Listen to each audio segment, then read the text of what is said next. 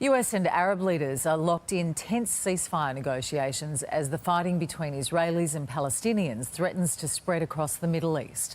While Israel and Hamas battled for a fifth straight night, fierce confrontations engulfed the West Bank, leaving at least 10 Palestinian protesters dead.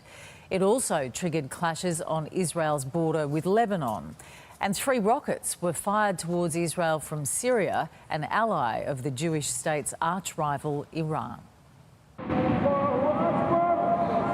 In Gaza, a call to prayer is drowned out by the deafening roar of Israeli airstrikes. This one targeted a Hamas security compound.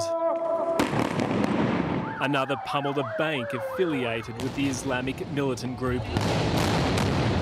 Israel coordinates these strikes from above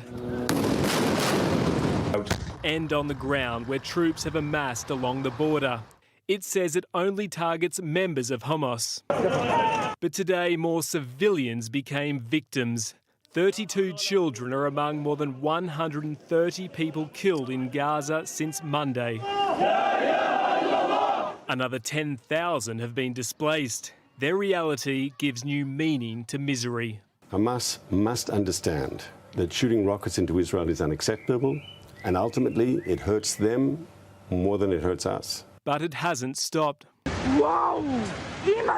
This rocket blowing up an oil tank in the southern Israeli city of Ashdod is just one of hundreds fired by Hamas militants from Gaza just in the last 24 hours. As with each day, the conflict intensifies and broadens to more fronts.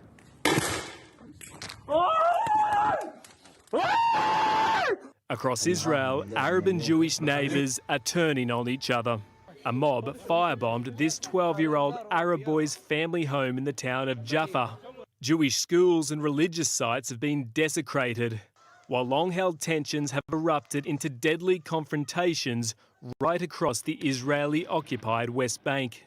A lot of conversations we have may happen behind the scenes because that may be the most appropriate way to de-escalate the situation on the ground. But the conflict is now spilling across the border into countries where anti-Israeli sentiment runs deep, making those attempts to defuse the worst fighting in years all the more difficult. Adam Gleeson for 10 News First.